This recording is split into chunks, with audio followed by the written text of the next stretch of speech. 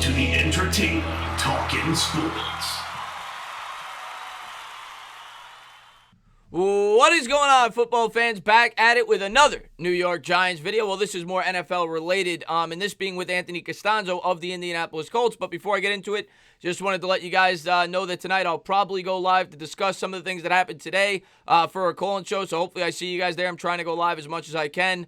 And I think I will be live Tuesday as well. Monday I work nights, but I'll try to have some information out for you guys tomorrow if it does leak, if free agency does in fact take place. Now, from a New York Giants fan's perspective, the relation with Anthony Castonzo and the other thing I'm going to talk about, which is Jadaveon Clowney, both of them are somewhat Giants related because it does set the tackle market. Anthony Castonzo was the best available tackle in terms of the left tackle position out there in free agency, and he signed a pretty hefty contract. We'll get into the exact specifics in a moment. Of course, the Giants could potentially be looking at Jack Conklin along with a lot of other teams. Now, Conklin plays the right tackle, which is historically a lesser paid position. However, Castonzo is 32 years old.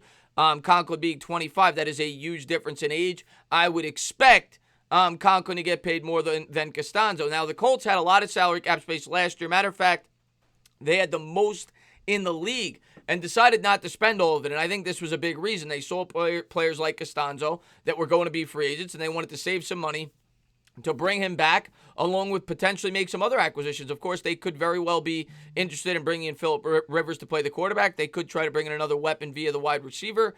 We'll have to wait and see what the Indianapolis Colts decide to do, but I think this is a good move for them. It's a short-term contract, only a 2-year commitment, and they had the best offensive line in the sport to begin with. They keep that intact. So if you're a Colts fan, you got to be pretty happy. And it matches the contract that Brown got from the Patriots last year, who I thought was somewhat overpaid by the Raiders at $16.5 million a year. But let's jump right into it. Let's jump into some of the tweets by Tom Pelissero regarding the tackle from the Colts, Castonzo.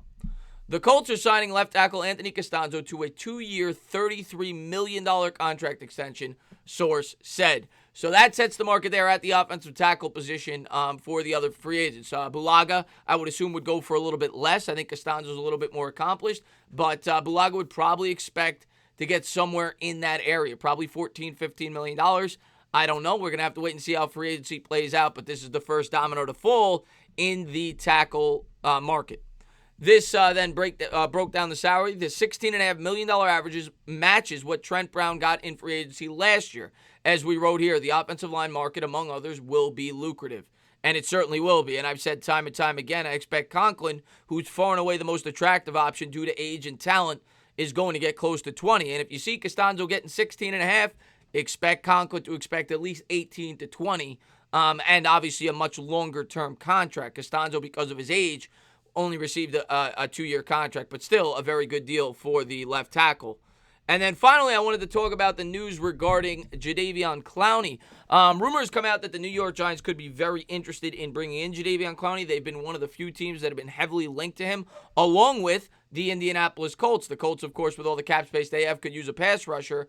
But word has come out from Jeremy Fowler of ESPN that the Seahawks are at least monitoring the situation and are strongly considering bringing him back on a deal if they could, meet each other in the middle.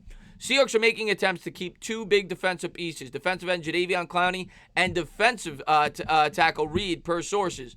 Both very well might end up testing free agency, but Seattle staying involved. So it is definitely not a foregone conclusion that the Seahawks will let Jadaveon Clowney hit the free agency market. They, of course, would have to give him a lot of money. You're talking about $22 million a year. By all accounts, that's what he's going to be looking for, and that is what he could command based on the salaries on the open market regarding the edge rusher position.